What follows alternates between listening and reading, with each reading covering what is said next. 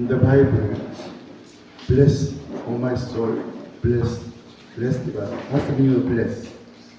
Deal down to God. Alam niyo po ba na sa Biblia, kapag sinabi pong bless, O my soul, ang ibig sabihin po ng salitang bless ay lumuhod sa harapan ng Panginoon.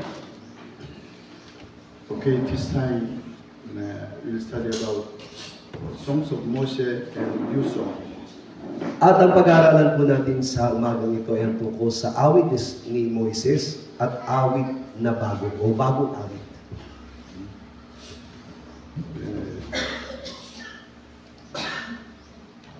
Israel's history, that is our spiritual life. Yung naging kasaysayan ng mga Israelita ay ang ating espiritual na pamumuhay. They came up from Egypt and then accept what the prophecy in the Red Sea. Mula sa Egypt ay sila'y nabautismuhan sa pamamagitan ng dagat na pula. And then they eat manna from God the Father and drink from Jesus Christ. Sila pa'y kumain ng mana galing sa ating Diyos at uminom ng espiritual na inumin sa pamamagitan ng Kristo. Yeah, but they did not all self. That's why just they died in the desert. At dahil hindi nga po namatay ang kanilang lumang pagkatao, karamihan sa kanila'y namatay sa inyo. They did not die, all self not die. That's why all the time they complain to God, but they again to God. At dahil nga po hindi namatay ang kanilang lumang pagkatao, wala silang ibang ginawa sa Diyos kundi magreklamo. Maybe you think I am not complaining again to God this time, but Maaring iniisip natin sa ating mga sarili, ako hindi pa ako nagre-reklamo sa Diyos. yeah, but I think every day I am complaining and again to God. Pero ang totoo, lahat tayo ay nagre-reklamo sa Diyos araw-araw. Yeah, because God touched me, but I don't like follow sometimes. Sapagkat minsan, di ba, hinihipo tayo ng Diyos pero ayaw natin sumunod sa Kanya. Yeah, and then sometimes I'm not happy, di ba? I'm not happy because of this old man. At minsan din, hindi tayo nagiging masaya dahil sa ating lumang pagkatao. I call that is Desert Church. Other name is Church of the Grace. At masasabi po natin na yun ay tinatawag na iglesia sa ilang o ang sa madaling salita sila iglesia sa biyaya. Yeah. They are like as baby Christians all the time. They are looking for food and physical things, and all the time they have mind much better to go back to Egypt. Sila po ay walang ibang hinahangad kundi ang mga bagay na para sa kanyang mga pampisikal. Kaya naman ang kanyang isipan ay laging gustong bumalik sa Egypto. Yeah. But Canaan Church, that is Church of the Truth, is nearly different from Christ Church. Samantalang ang iglesia ay yung Kanaan ay tinatawag na ibang iglesia sapagat ito iglesia ng katotohanan. In the Canaan, there's spiritual world about fighting with the devil. Sapagkat doon sa Kanaan ay naroon ang spiritual na pakipaglaban laban sa Diyos. God said to Israel, kill all Canaan because they are descendants of the Ham, they are belong to devil. At inutos nga ng Diyos sa mga Israelita na kailangang patayin ang lahat ng nasa Kanaan sapagkat sila'y lahi ni Cam at sila'y kabilang sa Diyan. But they are not small or not strong, not very strong, but they are very strong. Like as giant. Pero problema, hindi po sila basta-basta lamang na naninirahan o mamamayan ng Kanaan sapagkat sila'y malalakas at malalaki at higante. Yeah, but don't worry because we cannot overcome. Unless Jesus Christ overcome this Canaan, overcome the evil one devil. Pero huwag tayo mag-alala sapagkat kahit na inisip natin hindi natin kaya silang talunin, nagtagumpay na laban sa Diablo, laban sa masama ang ating Panginoon sa Kristo. Only just by through faith we can overcome in Jesus Christ by the Holy Spirit. At sa pamagitan ng ating mga pananampalataya, tayo po'y magtatagumpay laban sa pamagitan po ng Espiritu Santo. Yeah, it is your decision. Do you want what kind of church? Kaya nasa atin po yung pagpapasya. Ano po bang gusto nating maging klase ng iglesia? Even though there's like a worldly church, diba? They all the time they want to join world. Even the church, they want to invite like as mayor and very famous person, and then let them testify in the church. Katulad nga po ngayon na sa ating sanlibutan ay mayroon tinatawag na makasanlibutang iglesia. Bagamat sila tinatawag na iglesia, pero tinatawag silang sanlibutan o iglesia ng sanlibutan. Bakit? Sapagkat sa kanilang mga pananabahan, sila po ay nag-iimbita ng mga gobernador, ng mga namumuno sa gobyerno, at ito yung nagsisilbi nilang tagapagsalita sa loob ng iglesia. Even the pastor, they want to be rich man or famous person. Kaya po, kahit na pastor na sila, di ba, maraming mga pastor ang ninanais na sila po'y maging pinakamayaman at ninanais po ng mga pastor na sila'y pinakakilala. They want to be mayor or congressman or some. Kaya pastor na nangangarap ang maging mayor, nangangarap ang maging gobernador, presidente. Now, Brother A.P. also same, di ba? Di ba ganyan His po church sa also same. All the time they preaching blessing, and then support me. Kaya po wala silang ibang maririnig ngayon sa kanilang iglesia kundi pagpapala, sumuporta kayo sa akin. This Church of the Grace, they are already in the most holy place. The Church of Jesus. Church of the Truth. Tandaan po natin na ang iglesia po ng katotohanan ay nandoon na po sa dakong kabanan-bananan. Yeah, but Church of the Grace, they are in the holy place. Samantalang po ang iglesia po ng biyaya ay nananatili sa dakong banal. Yeah, that's why they have face like prayer, what's that, and reading Bible, and then walking by the Holy Spirit. Kaya naman sa buhay pananampalataya po nila, maaaring naroon din naman yung pagbabasa ng Biblia, pangunguna ng Banal na Espiritu Santo at pananalanan. The problem is they think it's enough, diba? It's enough. I am good believers because every day reading Bible, prayer, and then working by the Holy Spirit, preaching the gospel like this. That's why I'm good believers. Pero ang nagiging problema doon, dahil sa kanilang ginagawa, sapat na iyon para sila'y maging kalugod-lugod sa Diyos. Kasi nananalangin naman ako, nangangaral ng Ebanghelyo, at nananalangin. Yeah, people say, that's why I thought I am good pastor and believer. At yan din yung aking naging karanasan sa mga nakalipas na panahon. Kaya iniisip ko na isa akong mabuting mananampalataya at mabuting pastor. Yeah, thanks God because this time God made me understand the Bible. Pero salamat sa Diyos sapagkat ipinaunawa niya sa akin ang sinasabi ng Biblia. Yeah, 1 Peter chapter 4, verse 17 Unang Pedro, kabanatang 4, hanggang 19. talata po ay 17 hanggang 1 Peter 11. chapter 4, 17, 19. Okay, sabay-sabay. Sapagkat dumating na ang panahon ng pasimula ng paghukom sa bahay ng Diyos. At kung mauna na sa atin, ano kaya ang wakas ng mga hindi nagsisatalima sa Ebanghelyo ng Diyos? At kung ang mga matuwid ay bagyan ng makaliligtas, ang masama at ang mga makasalanan ay saan kaya magsisiharap? Kaya't ipagkatiwala ng nanangagababata ayon sa kalooban ng Diyos ang kanilang mga kaluluwa sa paggawa ng mabuti sa tapat na lumalang. Verse 17, Peter said, the time come, in the last day, God will judge you. God's judgment will begin at the house of God, in the church. Sinabi mismo ni Apostol Pablo na nagpapasimula ng paghukom at magpapasimula ang paghukom ng Diyos mismo sa iglesia, sa bahay ng Diyos. Hallelujah. Amen. That's why from before I told you, the book of Revelation, that is judgment of the church, not Gentiles. Already, unbelievers, foreigners, already they belong to devil. Sapagkat yung aklat ng pahayag ay magiging kahatulan para sa iglesia sapagkat hindi na po ito may bibilang sa mga hindi mananampalataya o mga dayuhan sapagkat sila kabilang na sa Yeah. diabo. In the last day, God wants to separate true church from all the other churches. Sa huling araw, ang tanging gagawin ng Diyos ay ihiwalay ang tunay na iglesia sa karamihan. That's why Peter said, in the last day, God must start judgment in the church. Yan ang dahilan kung bakit nabanggit niya po sa Pablo na ang unang paghukom na gagawin ng Diyos ay sa bahay mismo ng Diyos o iglesia. That's why he said, if it begins with us first, what will be the end of those who do not obey the gospel of God? Kaya kung nasabi niya po sa Pedro na kung ito'y pasasimulan sa ating mga mananampalataya, ano kaya magiging wakas ng mga hindi nagsitalima sa Diyos?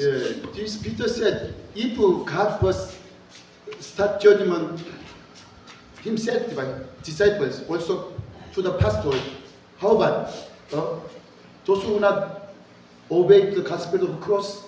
What happened to them? Kaya nasasabi ni Apostol Pedro na kung tayo ang uunahin, mga apostol, mga lingkod ng Panginoon, paano po yung mga hindi naniwala doon sa Ebanghelyo ng krus? Ano ang mangyayari sa kanila? Verse 18, diba? If the righteous one is scary, that barely saved, where will be the ungodly and sinners appeared? Kaya sinabi ni Apostol Pedro, kung ang mga matuwid ay bahagyan ng makaliligtas, ang masama at ang makasalanan, saan kaya magsisiharap? Yeah. Really, we have to understand the mind of the Peter. Kaya unawain natin mabuti yung kaisipan ni Pedro. Yeah, verse 19, you see, therefore, let those who suffer according to the will of God commit their soul, him, to the God, diba? To create a God. Kaya sinabi ni Pedro sa 19, kaya ipagkatiwala naman na nagbabatay sa kalooban ng Diyos ang kanilang kaluluwa sa paggawa ng mabuti sa tapat na lumalangko sa Diyos. Yeah, in doing good, diba? In doing good, commit our souls to God. Ibig sabihin sa mga gumagawa ng mabuti ay ipagkatiwala natin ang ating kaluluwa sa Diyos. Leviticus chapter 11, Pahayag 1 and 2. 1-2. At binigyan ako ng isang tambong katulad ng isang talukat, at may isang nagsabi, magtindig ka at sukatin mo ang templo ng Diyos, at ang dambana, at ang mga sumasamba doon. At ang loobang nasa loob ng templo ay pabayaan mo, at huwag mong sukatin sapagkat ibinigay sa mga hintil, at kanilang yuyurakang 42 buwan ang banal na syudad. This is major judgment of church. Ibig sabihin, ito po yung panukat na gagawin na paghatol sa iglesia. That's what I and measure the temple of God and then the altar, those who worship there. Kaya sabi doon, magtindig ka, sukatin mo ang templo ng Diyos at ang dambana at ang mga sumasamba doon. Yeah. In the last day, God wants to save until those who worship to God in the holy place. Ibig sabihin, hanggang sa uling araw ay ninanais ng Diyos na iligtas maging yung mga sumasamba sa dakong banal. Yeah, because they nearly worship to God in the holy place. Sapagkat sila'y sumasamba naman sa Diyos sa dakong banal. Yeah, they are dealing with faith every day, prayer, reading Bible, also preach the gospel, like as good believers. Naroon naman ang kanilang mga pananampalataya na araw-araw sila'y nagbabasa ng Biblia, nananalangin at nangangaral ng salita ng Yeah, Diyos. but verse 2, but deep out the court, temple court, diba? Outside of the temple. That is temple court, temple court. Pero sinabi doon sa dos, ang loobang nasa labas ng templo ay pabayaan mo. Yeah, do not measure, do not save, because it is given to the Gentiles. That's why 42 months, by 42 months, Gentiles will destroy them. Huwag mo nang sukatin sapagkat ibinigay na sa mga hintil at ang kanilang yuyurakan 42 buwan ang banal na Diyos. Yeah. In the God's temple, most holy place, already they become heaven, diba? Heaven. Ibig sabihin, lahat ng mga mananampalatay na sa takong kabanal-banalan ay nagsisilbing na langit. Yeah, holy place. They are believers.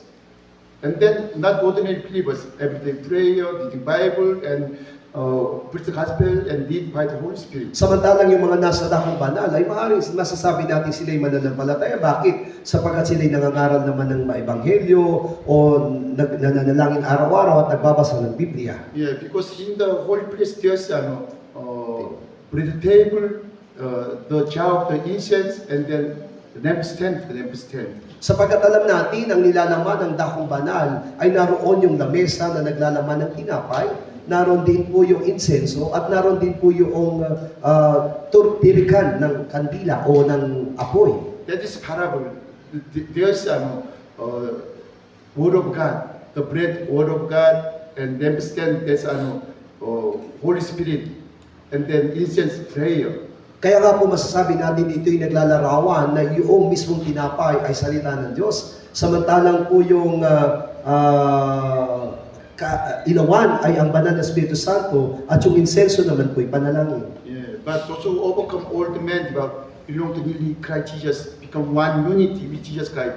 They are already in the holy place, most holy place. Pero ang lahat po na naging matagumpay, nakasama ni Kristo po, ay naroon ang lahat doon sa dakong kabanal-banalan. Yeah, you know what's the topic, the message of the book of Isaiah? Alam niyo po ba kung ano po yung nilalaman ng aklat ng Isayas? Yeah, that is the message of the last time. Last time, God want to make New Jerusalem, New Heaven and Earth. Ito po yung mensahe na mangyayari po sa huling kapanahunan na kung saan nais niyang gumawa ng bagong Jerusalem, bagong lupa at bagong langit. That's why Isaiah chapter 1, from 1, and then in the first part, he nearly explained what's problem in Jerusalem and Zion. Kaya naman ipinapaliwanag po ng aklat ng Isayas, kabanatang 1, kung ano nangyayari problema doon sa Zion at sa Jerusalem. Yeah, you see Isaiah chapter 1.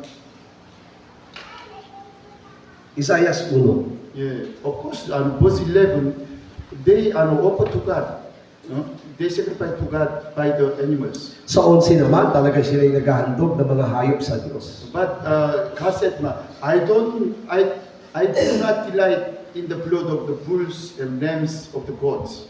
Pero sabi niya dito, hindi ako natutuwa sa lahat ng mga dugo, ng mga toro, ng mga kordero o kambing. Yeah, because already become religion, there's no true love of God. Sapagkat hindi na ito nagtataglay ng pag-ibig ng Diyos kundi isang reliyon. Yeah.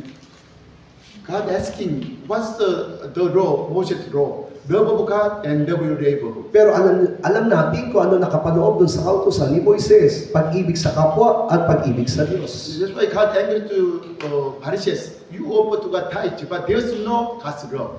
Kaya naman nagalit ang ating Panginoong Hesus sa mga Pariseo, maaring nagbibigay kayo ng ikapu pero wala kayong pag-ibig. Anyway, God wants to accept broken heart. Sa madaling salita, ang tanging hahanapin lamang ng Diyos ay isang pusong nagpapakumbaba.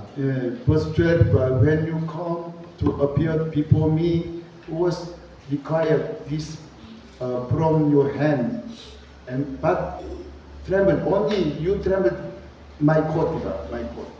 Sinabi nga po doon, maaari nagsisidating kayo sa aking harap sa 12. Pero sino humingi ng inyong kamay at ng inyong yapakan ng aking kalooban? Just you come to only temple court, not really worship to me. Ibig sabihin, kayo nasa labas lang ng templo pero hindi kayo tunay na sumasamba sa akin. Yeah, that's why verse 13, don't bring this kind of sacrifice like an incense. No? Don't bring this abomination to me. Kaya sinabi ng Diyos sa 13, huwag na kayo magdala ng walang kabuluhang alay, kabanyan. Ito'y karumalduman sa akin. Yeah, verse 14, they are so troubled to me. I am so tired because of your offering. At sinabi po ng 14, ipinagdaramdam ko ng aking puso ang inyong mga handog sa akin. Yeah, that's why when you spread your hand, I'll hide my eyes from you. At sinabi ng Diyos na kung itataas ang inyong mga kamay sa akin, ako'y magtatago sa Even inyo. though you so many prayer, but I not hear Maraming kayong mang idalangin sa akin, ngunit hindi ko ito tutugunin. because your hands are full of blood. Sapagkat ang inyong mga kamay ay puno ng dugo. That is old man, our old. Yan yung ating lumang pagkatao. Yeah, that's why God wants to change New Jerusalem, Jerusalem to New Jerusalem, make New Heaven and Earth. Kaya nga, ang hinahangad ng Diyos ay mula sa Jerusalem, patungo sa bagong Jerusalem, patungo sa bagong langit at bagong lupa. And then there's God's plan in the last day. At merong magandang plano ang Diyos sa huling araw. Because we don't know what day Jesus can come again. And they all finish his works. Hindi natin alam kung kailan darating muli ang ating Panginoong Jesucristo hanggat hindi niya natatapos ang lahat ng kanyang gawain. There's one side, 144,000. Siguro ang magiging tanda lamang sa atin ay 144,000. Yeah, that's Revelation chapter 7, diba? Revelation chapter 7, verse 2, from verse 2. Yan ay nakalagay sa pahayag kabanatang 14, Yeah, talatang 2. yeah. This one angel bring the seal of God, and then verse 3, they want to seal true servant of God. Nang isa ay may dalang bangkok at ang iba naman ay gustong lagyan ng tatak ng Panginoon. Yeah, that's why until we have sealed the servant of our God, do not harm anything. Kaya nga po, hindi po pinapayagang saktan ng Diyos ang lahat ng mga bagay sa mundo hanggat hindi natatatakan ang kanyang mga lingkod. Only verse 4, 144,000, they were sealed by God, and then they did Father's name. Pero ang naging bilang po ng mga natatakan na lingkod ng Panginoon ay 144,000 na binigyan ng bagong pangalan ng Diyos. Of course, they are all brides of the young men. At masasabi natin na sila'y kabilang doon sa mga babaeng pakakasalan ng kordero. Yeah, but from verse 10, diba, verse 10, there's different group who say from during tribulation.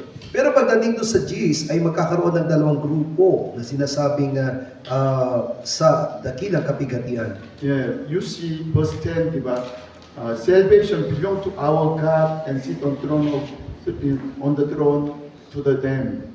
Na sinasabi doon na ang kaligtasan ay kabilang sa ating Diyos sa harapan ng mga banal na anghel, sa harapan ng kordero. Just remember, they shout only salvation, diba, salvation. Na ang tangi sinisigaw lamang nila ay kaligtasan.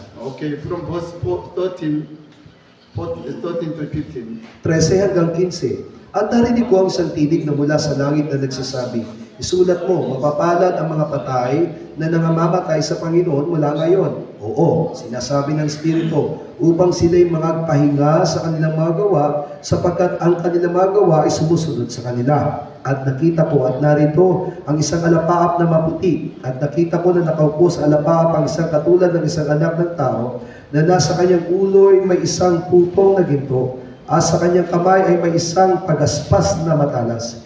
At lumabas at ang ibang anghel ng sa templo na sumisigaw na malalakas na tinig doon na nakaupo sa alapaap. Ihulog mo ang iyong pagkapas at lumapas ka sapagkat dumating na ang oras ng pagkapas sapagkat ang aanihin sa lupa ay hinog na. Yeah, they prepared white robes by the blood of Jesus Christ. Sila po'y naghanda ng isang puting kasuotan na may dugo ni Kristo. But they cannot sit on the throne of God. Pero hindi sila makaupo sa trono ng Diyos. Yeah, therefore they are people throne of God, only just in front of God. Sila lamang ay nasa harapan ng trono ng Diyos. Yeah, and then they praise to God, you are salvation, only salvation. At sila ay nagpupuri sa Diyos at sinasabi nilang ikaw ang kaligtasan. Yeah, but 144,000, they shout, you are my husband, my Lord. Pero doon sa 144,000 ang isinisigaw nila, ikaw ang aking asawa, ikaw ang aking minamahal. Okay, Leviticus chapter 14,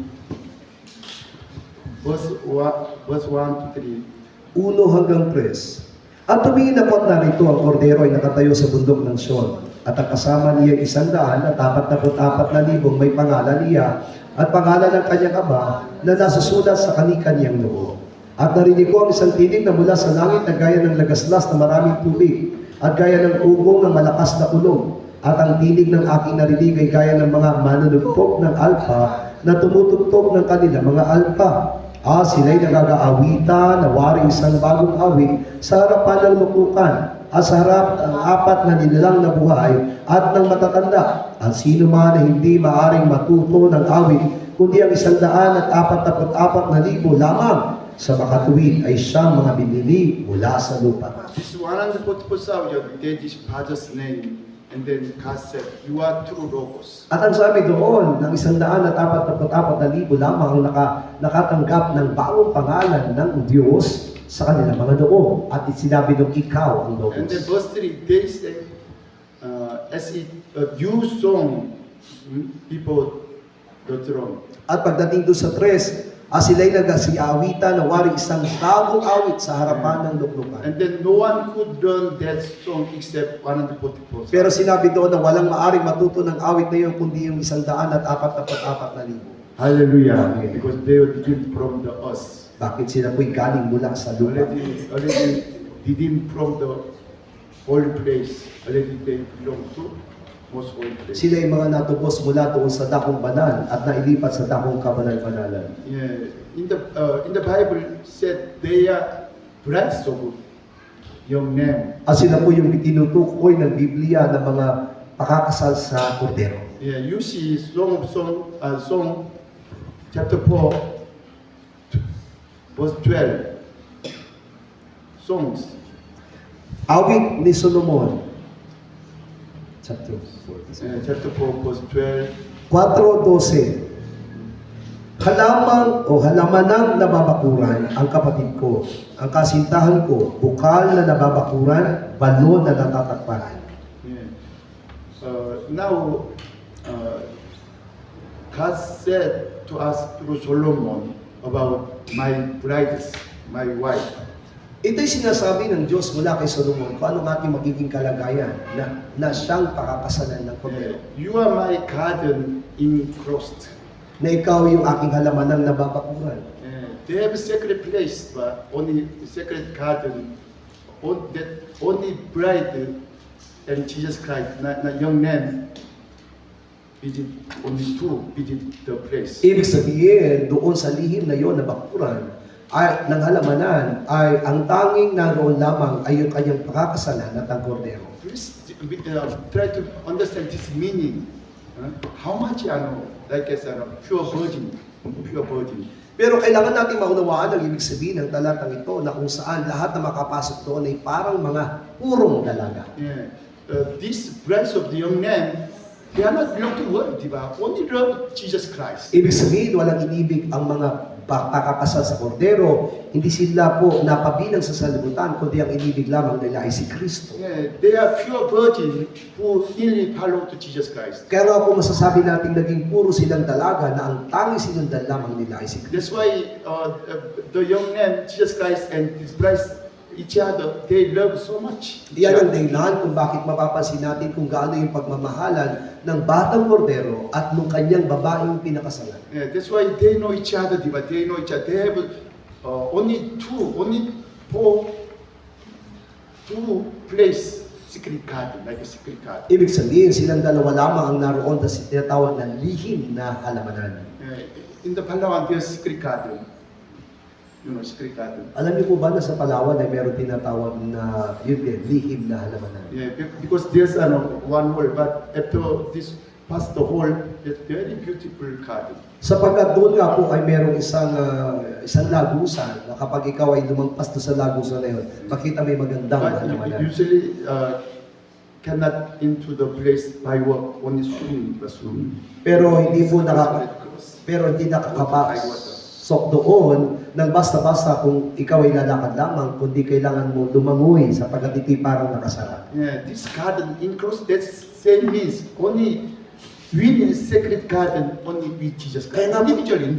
Kaya nga po, isipin po natin mabuti na tayong lahat na tunay na magtatagumpay ay magkakaroon ng isang halamanan na lihim para lamang sa atin at kay Kristo. Also, spring showed up, diba? Already, close, only open for the young man Jesus Christ. Kaya naman, meron doong bukal na dumadaloy at ito'y nasarahan at ang tanging makakalasap lamang nito ay ang batang kordero na si Kristo. The fountain, diba, sealed, already sealed, only prepared for the husband. Ibig sabihin, ito'y nabakuran ng gusto para lamang doon sa babaeng kakasalan ng kordero. Yeah, that's why chapter 14 verse 4 said, diba, they are virgins. Kaya po, sinabi po doon sa pahayag, kabanatang 14, talatang 4, na sila po yung tunay na mga dalaga.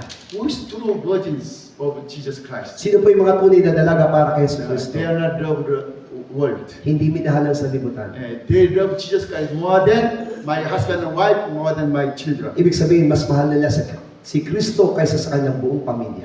Every day deny oneself and take and follow. Na lagi po nilang itinatanggi ang kanilang lumang pagkatao at sumusunod kay Of Kristo. course, first we have to kill our old man, because not kill old man is nothing. At para mangyari ang bagay nito, kailangan patayin muna natin ang lumang pagkatao sapagkat kung hindi, walang mangyayari. Revelation chapter 2 verse 17. Pahayag 2:17.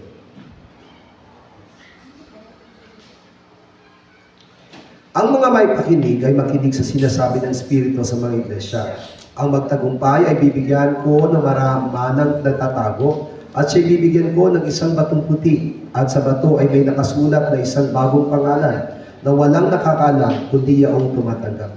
Other person, they don't know about manna and white stone and new name. Ibig sabihin, sa iba po, hindi po nila malalaman yung tungkol doon sa mana, doon sa bagong pangalan, at doon sa puting bato. Only those who overcome our old man, overcome the world, overcome the devil, they'll receive new stone, new names. Doon lamang sa magtatagumpay, laban sa salibutan, laban sa gawa ng diablo, ang magkakaroon po ng karapatang malaman doon sa tungkol sa puting bato, sa bagong pangalan. That's why really I am praying to God, Father, I want to be like this true believers. Kaya naman nagiging panalangin ko, Panginoon, gusto ko maging tunay na mananampalataya. I want to really love only you, love Jesus. Nang tanging mamahalin ko ay ikaw lamang, Panginoong Jesus. That's why I want to really communicate with Jesus Christ individually. Kaya naman gusto ko lagi makipag-ugnayan sa Kanya ng sarili niya. All the time. That is we need. That's why some training or course in the church. Kaya naman kailangan natin magkaroon ng ganitong klase ng pagsasanay sa loob ng Yeah, iglesia. because usually all the time, all the member when they stay house, they watching TV and doing something others, diba? Not talking about the gospel of cross. Sapagkat, di ba, kapag nasa bahay naman tayo, talaga ang pinagkakabahala natin ay telebisyon at hindi na napag-uusapan ng tungkol sa ebanghelyo ng krus. That's why much better we make a program in the church. Let them come to church and prayer, reading Bible, and all together preach the gospel. Kaya po, magkaroon tayo ng programa sa loob ng ating iglesia na isang araw magkaroon sila ng pagpapunta sa iglesia para manalangin, mangaral ng salita ng Diyos, magbasa ng Biblia. And then individually let them make a true relation with Jesus Christ. At bawat isa po sa kanila ay magkaroon ng tunay na relasyon kay si Kristo. Yeah, that's why in the morning, hello Jesus, and then when we sleep, thank you Jesus. But the whole day also we communicate with Jesus Christ. Kaya naman mula sa umaga ay naroon na yung kanilang pagbati sa ating Panginoong Kristo hanggang sa kanilang bago pagtulog ay naroon yung kanilang pakikipag-ugnayan kay Kristo. Yeah, you know, there's one really good pastor in Korea who overcome old men. Alam niyo po ba na may isang pastor sa Korea na talagang naging matagumpay laban sa kanyang lumang pagkatao? You know how happened. Jesus called to him, you are my servant.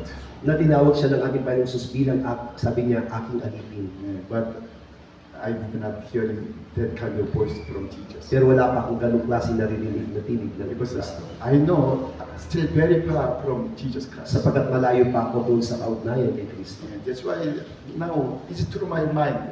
I keep up everything, and then if God's willing, I'll try to going up the mountain. Kaya naman sa kaisipan ko, gusto ko maging matagumpay at ang nais ko po ay mamundok na lang. Yeah, there's no cell phone signal, diba? Kung saan wala nang pong signal ng cellphone. That's why I only can communicate with Jesus Christ. Ang tanging ugnayan ko lamang ay si Yesu Kristo. Yeah, before I told you I removed the YouTube, diba? But already meron in the device. Di ba dati na ikwento ko sa inyo na yung aking cellphone, inalisan ko ng YouTube, ngayon ibinalik ko. Yeah, it's me, it's you, we are all same. At naniniwala akong ganyan din kayo. Yeah. Yun yung tunay nating pagkatao. That's why only we can overcome by the Holy Spirit. At magiging matagumpay lamang tayo sa pamagitan ng Espiritu Santo. Because every day you can see like these problems, but my weak point, my problem, my sin, and then when we become broken heart, at that time, what will Holy Spirit working? Araw-araw nakikita natin ang ating kahinaan, nakikita natin yung kasalanan na maaaring natin gawin. Kaya naman sa pamamagitan nito, alam natin kung paanong araw-araw din ninanais ng Diablo na gumawa sa atin.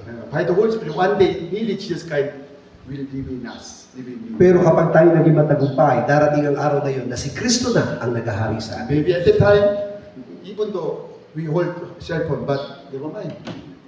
It's already no more interest in the cell phone. At sa panahon na yon, kahit na tayo mayroong taglay na cellphone, hindi na tayo interesado pa sa ating cellphone. Before I told you, one American missionary mission to the Mindanao. Katulad nga po na nabanggit ko sa inyo na isang misyonaryo ang naging misyonaryo sa It's Mindanao. long time ago, in 1930s, long time ago. Ito po'y mahaba ng panahon na nakalipas, 1930. Yeah, first time he came to Manila, and then church planting, and then also Bible school. At ang una niyang ginawa ay naparoon siya sa Manila at nagtayo po ng isang Bible school. And then he decided to preach the gospel Muslim, Mindanao Muslim area. At nagpasya siya na mangaral ng Ebanghelyo ng Diyos doon sa Mindanao, That's sa mga why- Muslim. Alone, diba? Only himself went to Moro tribes, Muslim area. At mag-isa lamang siya pumunta doon sa tribo ng mga Moro. There's no friend, no family, only alone. Walang kaibigan, walang kamag-anak, nag-iisa. Second time, there's no electricity, no TV. At wala pa nga pong kuryente doon sa Mindanao. Thanks God, because now problems, we have this cell phone, that is our problems. Ang tunay na nagiging problema natin ay ang ating cellphone. Electricity, TV, Kaya cell po, phone. kailangan natin ng kuryente dahil para sa That is television. our enemy to our spirit At life. naniniwala tayo na iyan ang matinding kalaban natin para sa ating spiritual na pamumuhay. That's why that missionary feels living, alone, become lonely. That's why he decide, okay, within 6 months, I try to meet Jesus Christ. At dahil nga po siya'y nag-iisa at wala po siyang kasama, nagkaroon siya ng tinatawag na pagpapasya na sa loob ng 6 na buwan, gusto niyang maranasan si Kristo. That's why purposely, diba? Purposely every day from in the morning, he try to remind Jesus Christ. Kaya sinadya niya sa kanyang buhay, araw-araw, tuwing umaga, na ang tanging maalala lamang niya ay si Yesu Kristo. And then step by step, he try to hearing the voice of Jesus Christ. Unti-unti, naninasa niya po na marinig mismo ang tinig ni Yesu Kristo. After 6 months, he meet Jesus At Christ. pagkatapos ng 6 na buwan, naranasan niya si Yesu Kristo. That's why only his face is in the America stamp. Kaya po, tanging ang mukha lamang po niya ang nakatala doon sa isang stamp ng selyo ng Amerika. Yeah, because after he become good pastor and then established many schools all in the world for the that's why let them reading letters. Sapagat siya lamang po ang natatanging pastor na nakapagtayo ng maraming mga paaralan na naging daan para po sila po yung nagbabasa ng mga sulat. Yeah, that's why we also say I want to go mountain if possible. At yan din ang aking plano na ako'y mamundok kung kalooban ng Diyos. Yeah, please pray for me. Kaya panalangin mo po ako. Okay. This Revelation chapter 2 verse 17. That is same Isaiah chapter 4 verse 12. Pahayag Kabanatang 2, talatang 17 ay katulad po ng Isayas, Kabanatang 4, talatang 12. Yeah, because other believers they don't know. I have received white stone, new name, and hidden manna. Sapagat Yeah, other person. Sapagat ang ibang mga tao, hindi sila interesado doon sa batong buti, hindi sila interesado doon sa bagong pangalan na ibibigay ng Diyos. It's true, but this true believer, the priest of a young man, he knows already this hidden manna, new name, and then what's that? White stone. Pero sa ating mga tunay na mananampalataya, nandoon yung ating pagnanasa. Dahil naniniwala tayo doon sa tinatawag na mana, doon sa nalihim na mana, doon sa puting bato at bagong pangalan. Revelation chapter 14, 4 and 5. Pahayag 14, 4 hanggang 5. This 144,000 say, diba? Okay. Sabi doon, ang mga ito ay mga hindi nangahawa sa mga babae, sapagkat sila ay mga malilinis. Ang mga ito ay mga nagsisunod sa kordero saan man sila pumaroon. At ang mga ito ay binili sa gitna ng mga tao na maging mga pangunahing bunga sa Diyos at sa kordero. At sa kanilang bibig ay walang nasumpungang kasinungalingan. Sila ay mga walang dungis. Thanks God, because they are only virgins of the young man. Kaya nga po masasabi natin sila ay maituturing na magdalaga sa harapan ng pagkordero. That's why they are all the time follow the young man where he goes. Kaya naman, kung nasaan ng kordero, doon sila. But we don't like follow Jesus. Right? Pero wala yung pagnanasa natin na sumunod kay Yesu Kristo. You know, it is also another my desires to our church in Manila. Alam niyo po ba na ito rin yung aking pagnanasa doon sa aming iglesia sa Manila? From me, all the members be true virgins of Christ and then follow to Jesus Christ. Na mula sa akin ay kailangan maging tunay na dalagang para sa kordero at sumunod kay Yesu Kristo. Like Sister Elsa, at that time, he go back to province and then preach the gospel of the cross. At kung halimbawa sa Teresa, babalik na po siya sa kanilang probinsya at mangangaral ng Ebanghelyo ng Cruz. One by one, all the members, they overcome old man, old self, and then belong to little Jesus Christ, and then preach the gospel of the cross. Na lahat ng mga membro ay patuloy na magtagumpay laban sa kanilang lumang pagkatao at patuloy na sumunod at mangaral ng Ebanghelyo. Until we don't need our church building in Las Piñas. Ibig sabihin hanggang sa dumating ang araw, hindi na natin kakailanganin yung ating gusali sa Las At that Piñas. time, much better, we sold our property and church and divide all the churches, all the churches, our churches. At mas maganda kung ipagbibili na yung ating iglesia doon sa Manila at hahati-hatiin ito ng mga iglesia. She says, okay, your church planting, okay. Kaya kung magtatayo, Give money. magtatayo ng iglesia si Sister Elsa sa kanyang probinsya, ibibigay yung Sister mahal. Jessica, also Michael, go to Aurora, church planting, okay. Halimbawa si Jessica at si Michael pupunta ng Aurora magsa-church plant. ibibigay yung Sino yan? mahal. Samal. I went to Samal, diba? Samal. Yun. Gerald. Si Gerald. Okay, church planting there. Ako si Gerald pupunta doon sa Sama. All members are present hospital cross your province or your place. And then we don't need the church building in that. Babalik na tayo sa ating mga lugar at hindi na tayo nangangailangan ng gusali sa Manila. Mangangaral tayo ng Ebanghelyo sa ating mga lugar. Then after sort out and divide all the money to the head churches. Pagkahati-hatiin ito ng mga kapatiran na kung saan magtatayo ng iglesia. Hallelujah. Amen. That's why overcome please. Kaya kailangan natin maging matagumpay. And Revelation 15, chapter 15 from verse 1. Pahayag 15:1. Yeah. So verse 1 says, but I saw another thing in heaven, great and marvelous. Many believers, not 140%, other multitude people, they sing in heaven. Sabi niya, People sing, but others sing. nakita niyo yung laksa ng mga tao na kung saan umaawit doon sa kalangitan. Yeah. Verse 2, you can understand that is Revelation chapter 7, the multitude people who came up from the tribulation. At sila po yung sinasabi doon sa pahayag kabanatang 7 ng mga nagtagumpay laban sa matinding kapigatian. Yeah, because they victory overcome the beast, not worship the image. Ibig sabihin, Did not receive the mark of the beast. napagtagumpayan nila yung tinatawag na halimaw at hindi sila nagpatatak doon sa tatak ng halimaw. Yeah, verse 3 Tres. altogether. At inaawit nila ang awit ni Moises na alipin ng Diyos at ang awit ng kordero na sinasabi, mga dakila at pagkilala sa iyong mga gawa. O Panginoong Diyos na makapangyarihan sa lahat, matuwid at tunay ang iyong mga daan, ikaw na hari ng mga bansa. Yeah. You understand? Only they sing a song of the Moses, the servant of God, the song of the Lamb.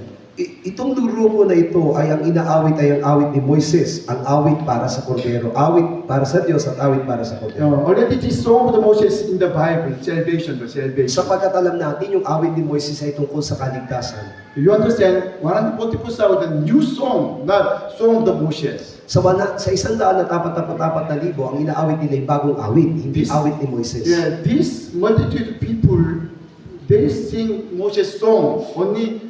Thanks God, because you are my salvation. Sapagkat itong laksa na ito na nakalagpas dun sa kapigatian, iba ang inaawit nila, ito yung awit ni Moises, at ang inaawit nila ay nagpapasalamat sila tungkol sa kaligtasang ibinigay sa kanila ng Yes. Diyos. But 144,000, they have a new song. We don't know that new song now. Samantalang yung 144,000 ay may bagong awit, pero hindi natin alam paano yung bagong awit nila. Yeah, only Brides of the Young Lamb, 144,000, they know about Jesus Christ. That's why they have new songs. Tanging yung lamang babaeng pakakasal o mga dalagang ikakasal sa kordero ang nakakaalam ng bagong awit na iyon. This new song is not in the Bible.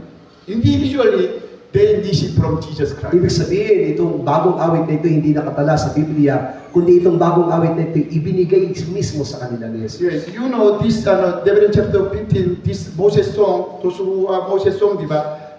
They are members of the Grace Church. Pero alam niyo po ba na yung pahayag kabanatang 15 na yung maawit ng awit ni Moises, sila po yung mga kabilang sa iglesia ng biyaya. Yeah, we also say, first time when I believe in Jesus Christ, I really thank you, Jesus, because you are my Savior, you are my Kung Savior. paano nga po, nung ako'y unang nakakilala sa Panginoon, ako'y umaawit sa Diyos at nagpapasalamat sapagkat siya ang aking tagapagligtas. That's why I promise to God, if you save my parents, I'll offer to you whole my life. At ipinangako ko sa kanya na iligtas mo lang ang aking mga magulang, ako'y maglilingkod sa iyo. Yeah, only praise the Lord because your salvation, your salvation. Ibig sabihin ako'y nagpuri sa Diyos dahil sa kanyang kaligtasan. Yeah, but I did not kill my old man. Pero hindi ko pa pinatay ang aking lumang That's pagkatao. why I don't know new song. Kaya wala pa rin ako alam sa bagong awit. It is my need. As time come, I want to learn new song from Jesus At yan Christ. ang ninanasa ko na matutunan yung bagong awit na yun na ibibigay ni Yesu Cristo. When I join 144,000, maybe I can sing new songs. Kaya nga po ako'y mapapabilang doon sa 144,000, malalaman ko yung bagong awit. Yeah, but I know now I am not in the 144,000 very far. Pero kung sa buhay ko ngayon, hindi pa ako kabilang doon sa 100,000 o 144,000 na yun, sa malayo pa. Yeah, but I am praying to God because it is my hope, diba? I want to sing new song in heaven. Pero nananalangin ako sa Diyos na makasama ako doon sa mga awit ng bagong awit sa kalangitan. And then I have hope because God made me understand this gospel, diba? This gospel means if I'll try to pray a little prayer and follow Jesus Christ, one day I can join to 144,000 by the Holy Spirit. At umaasa ako na maunawaan ko mabuti ang tungkol dito sa Ebanghelyo ito. At kung ako'y magtatagumpay, makakasama ako doon sa mga makakaalam ng bagong awit sa 144,000. In the last day, there's only two groups. They have different songs. At sa huling araw ay magkakaroon ng dalawang grupo at meron silang magkaibang awit.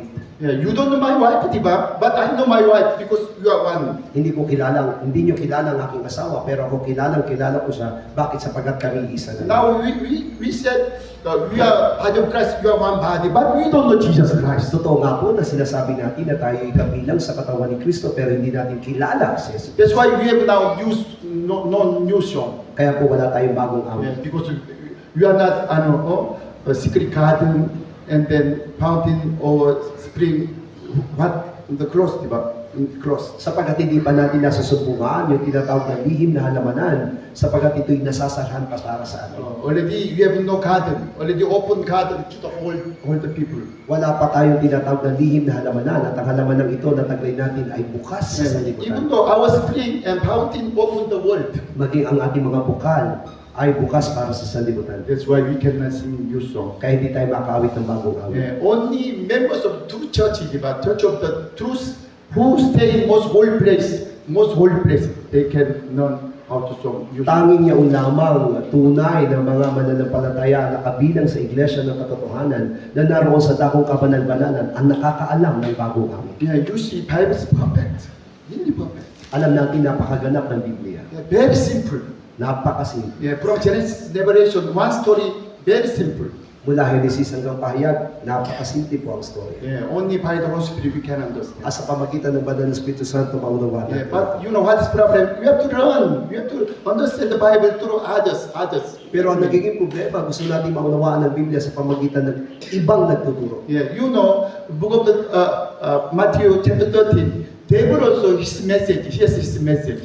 At Devil has message. mula doon sa kabanatang 13 ng Mateo, maging ang Diablo ay may sarili siyang mensahe. Yeah. Through his message, he made his own sons. At sa pamagitan ng kanyang mensahe, gumagawa siya ng kanyang sariling anak. That's why I told you, really be careful other seminar and other pastors' message. Yan ang dahilan kung bakit pinag-iingat ko kayo sa mga mensahe maririnig nyo sa ibang mga seminar o sa ibang mga nagiging bisita ninyo, pastor. Last time, Pastor Roman family they did not vaccine in Cebu City. Not did not vaccine, diba? Katulad ng Pastor Norman, hindi po sila tumanggap ng bakuna nung sa pandemic. Yeah, pandemic. At that time, I opened Bible. Also, Pastor Manny entered all the chapter Bible. Oh, this vaccine is no problem, not 66. That's why I told him, don't worry. At sinabi ko sa kanya, at binuksan namin ni Pastor Manny yung Biblia, at sinabi naman, hindi ito tatak ng Diablo na 666. Kaya sabi ko kay Pastor Norman, walang problema kung ikaw ay magpapabakuna. But he did not accept vaccine because all the pastors, they thought it is 66. Pero ayaw niya pa rin magpapakuna sapagkat iniisip po ng ibang kasama niya mga pastor na ito po ay tatak na 666. Almost pastor, they think it is already last time, already start Sapagkat tribulation. That's why they don't go back to the province, all the mountains. escape to Ang mountain. iniisip po ng mga pastor na ito yung huling araw na, kaya tatakan na ito ng 666, kaya naman yung iba nabundok na at pumunta na sa probinsya. We have Bible, diba? We have to check the Bible. Pero meron tayong Biblia, kaya kailangan na siyasatin natin ng lahat ng bagay mula sa Biblia. People, we accept the unbelievers accept the 66. There's already idol, the abomination of idols will stand holy place. Tandaan po natin, bago magkaroon ng tatakan, ay magkakaroon ng isang malaking Diyos-Diyosan na magiging sanhi para po Holy place. itakwil ng lahat ng mga mananampalataya ang Diyos. And maybe I don't know. This idol will be stand in the church.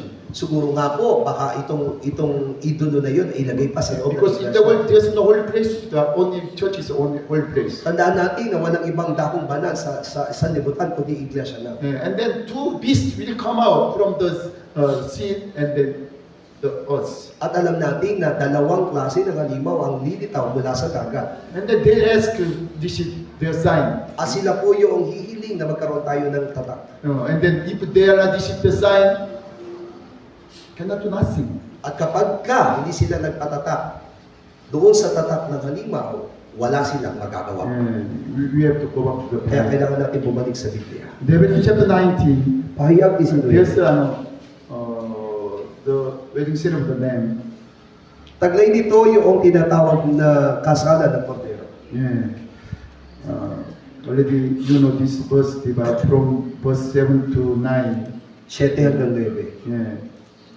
They are true logos. Na sila po yung tunay na logos. Brides of young men, they are true logos. Na yung mga tunay na nagpakasal sa Kordero ay tunay na logos. We don't know now new song. Only we know about the Moses songs. Hindi natin nalalaman ngayon yung bagong awit na yun. Pero ang alam na palang natin ngayon ay yung awit ni Moises. Where's Moses songs? Nasaan po yung awit ni Old Moises? Testament Bible, right? In the Old Testament Bible, I remember the Exodus chapter 32. Nakatala ito doon sa Exodo, Kabanatang 32. When they after baptism in the Dead Sea, but they escaped from Dead Sea. They sing song to God. Na matapos silang mabautismuhan doon sa dagat na pula, ay nailigtas sila sa pamagitan ng dagat na yon, umawit sila ng kaligtasan, awit ng kaligtasan. After overpass the Dead Sea, they can see the king of the Egypt and all the soldiers died in the Dead Sea. Sapagkat nakita nila matapos silang tumawid doon sa dagat na pula kung paano ang pinuno ng Ehipto at lahat ng kanyang mga kawal ay namatay sa dagat na pula. That's why they said to God, diba, your salvation, we praise your name. Kaya naman inawit nila sa Diyos na ikaw ang aming kaligtasan, pupurihin namin ang iyong pangalan. It is Moses' song, salvation At song. yan ang awit ni Moises, awit ng But kaligtasan. what happened after that song? Many died because of the devil. Pero pagkatapos ng awit na yun, marami na namatay dahil sa diablo. They are not because they still arrive their old men. Bakit? Sapagkat nananatili yung kanilang lumang pagkatapos. That's why again they complain and again. At paulit-ulit silang nagreklamo at laban sa Diyos. We need a new song in heaven. Kailangan natin ng bagong awit sa kalangitan. Hallelujah. Amen. Okay, all together stand up. Tayo po natin tumayo sa And oras then nito. can serve the listens. At awitin po natin muli yung That is says about new song.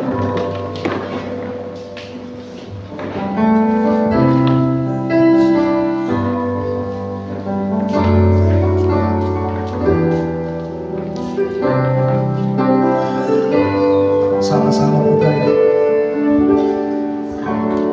Bless the Lord, oh my soul, oh my soul, worship His holy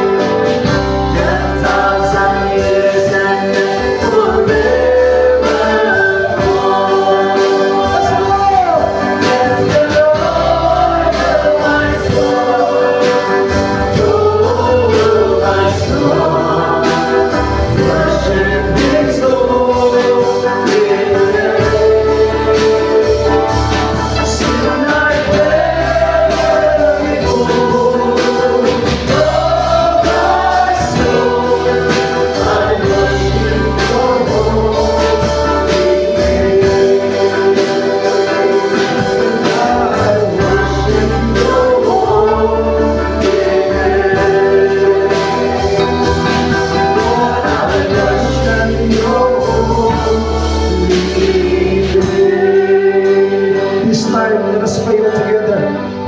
Tulad ng ating na pag-aralan, we may know and we will be included. So those who know the new song, those who will be given the white stone, a new name of God, ang hidden manna sa buhay na ba sa atin. Hayaan po natin na mabuksan lamang ang ating mga buhay para kay Kristo. Ang bukal po natin ay para kay Kristo at hindi para sa sanlibutan.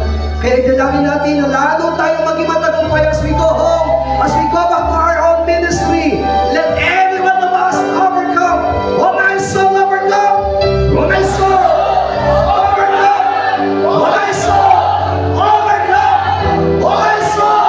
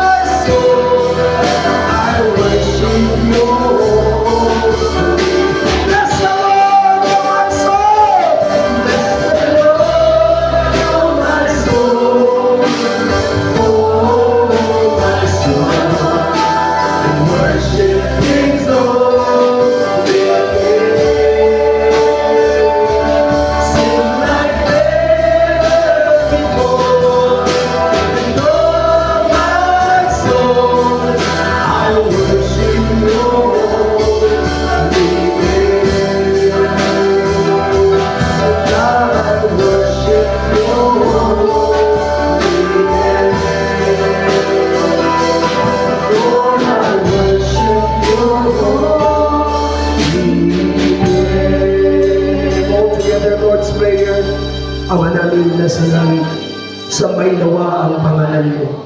Ikaw nawa ang maghari sa amin. Sundin nawa ang iyong kalooban dito sa lupa tulad ng sa langit.